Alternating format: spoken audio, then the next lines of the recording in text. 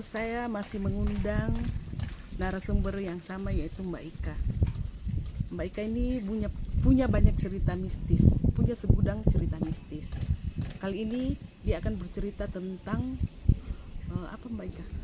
Tentang tanah atau lahan yang kosong yang pernah ditempati orang zaman-zaman Belanda. Nah, teman-teman, sebelum lanjut jangan lupa di subscribe, like, comment, dan share. Yuk, kita mulai.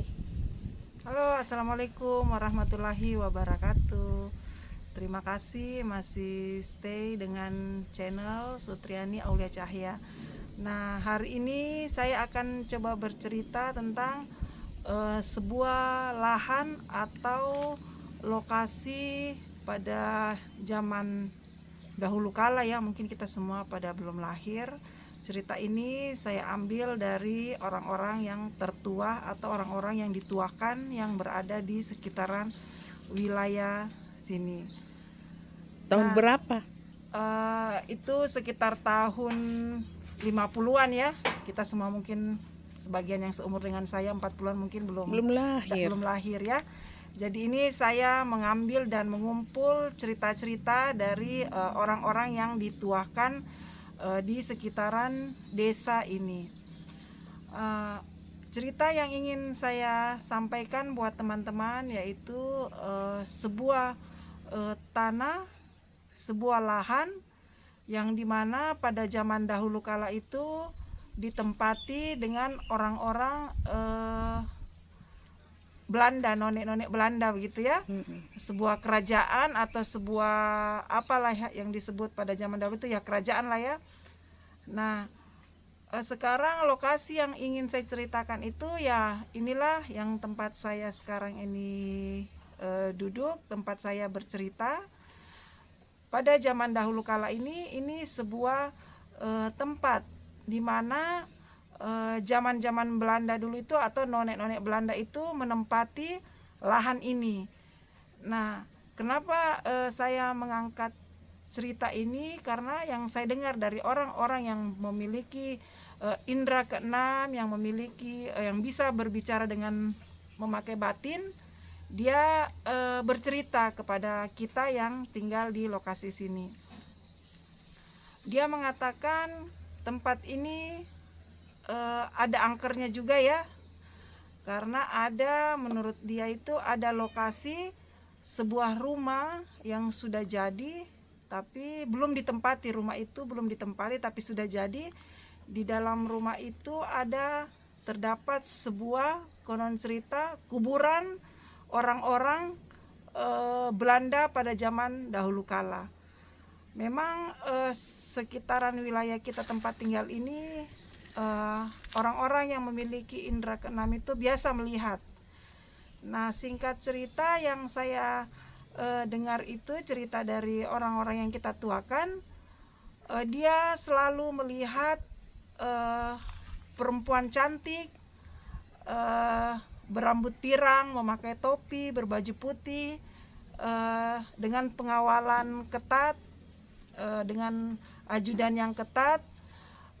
Katanya itu adalah putri atau noni Belanda. Penampakan. Jadi orang itu selalu melihat, yang memiliki indera keenam, yang orang kita tuakan itu, dia selalu melihat. Jadi dia punya kerajaan, inilah tanah yang sekarang kita tempati. Ya. Dan begitu banyak kejadian-kejadian yang terjadi di beberapa rumah di sini, dan rumah itu yang belum dihuni orang itu adalah penghuni dari orang-orang pada zaman dahulu kala itu.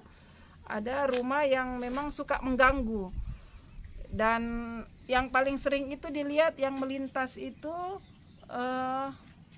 segerombolan orang-orang yang naik kuda, noni-noninya itu cantik dengan apa ya namanya, kalau yang sudah tua begitu Mbak, apa ya namanya.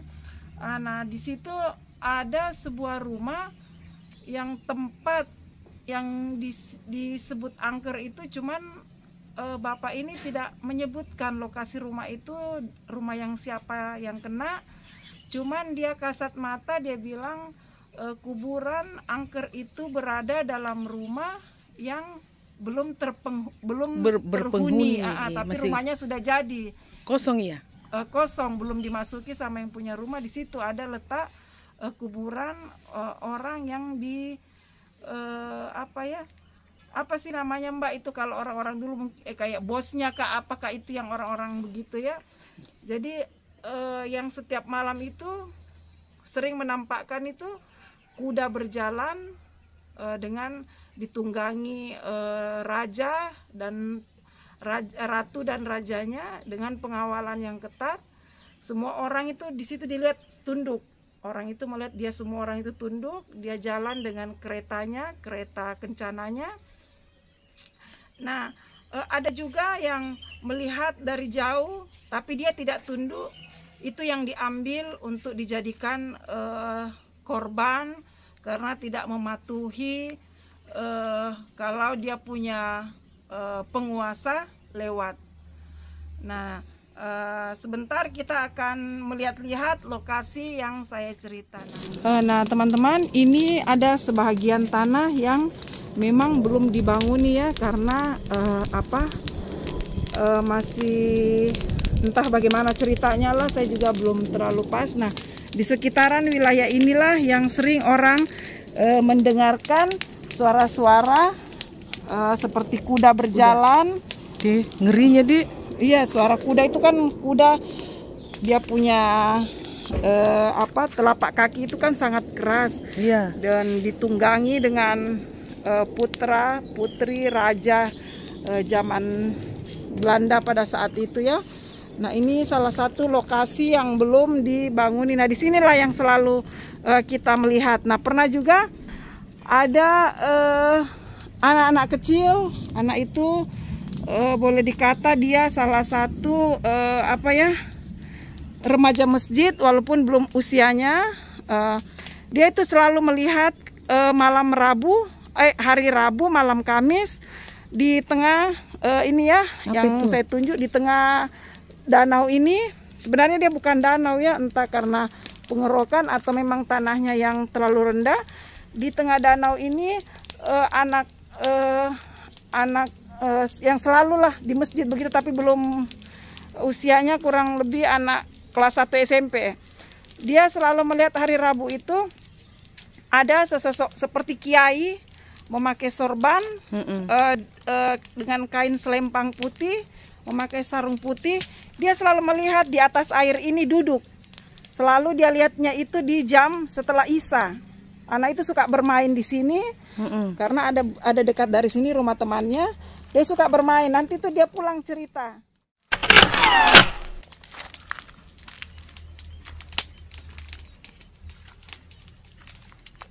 Nah, ini lahannya ya? Ya, ini masih sambungan dari yang kayak sungai tadi ya, bukan sungai, kayak danau-danau seperti itu. Nah, ini masih ini kita lihat di pinggir tinggi ya. Padahal ini di bawahnya kosong, cuman banyaknya semak belukar. Iya. Ini kalau kita masuk kita bisa tenggelam ini kedalaman tanahnya.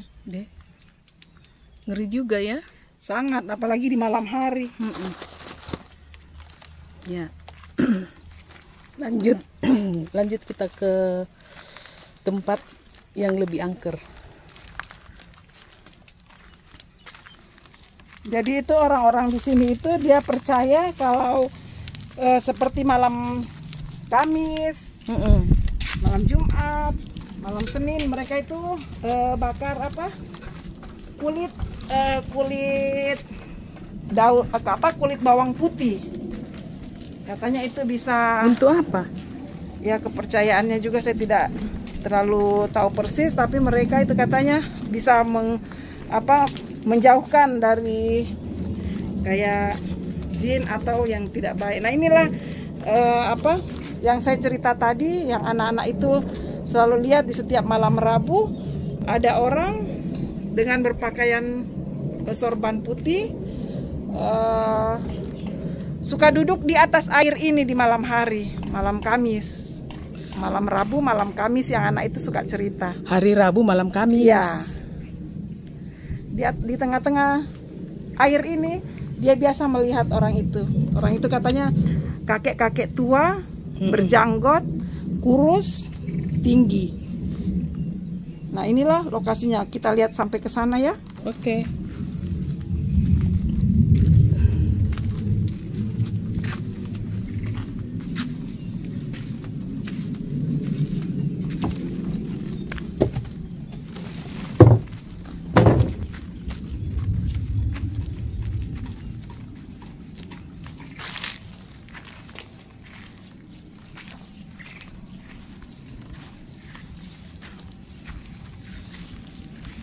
Nah, ini karena memang lokasi danau ini lumayan besar ya, sangat lebar, luas, dan tidak berpenghuni untuk wilayah sini.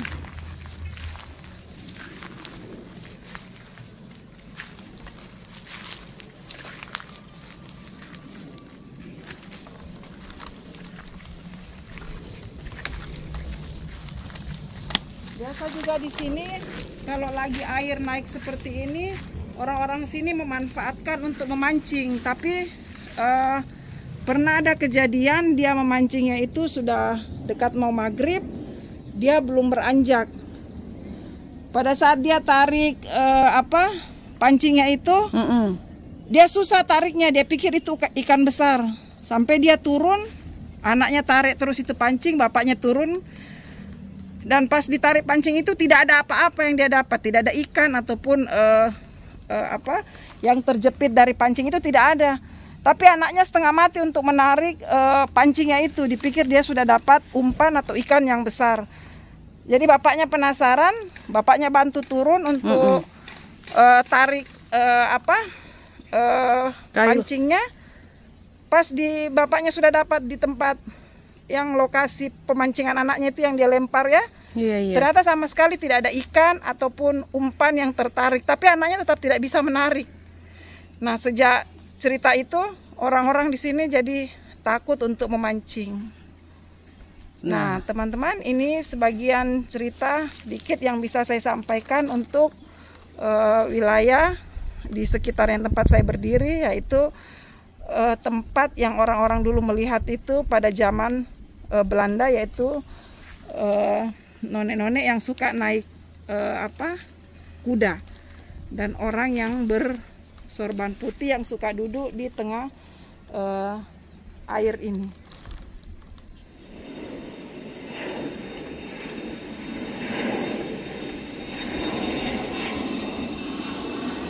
Teman-teman, inilah lokasi yang akan saya tunjukkan. Yang saya cerita dari tadi itu bilang orang yang suka memancing di sini, pernah kejadiannya itu anaknya sudah melempar pancingnya, umpannya, karena ini air memang tenang ya, sangat tenang.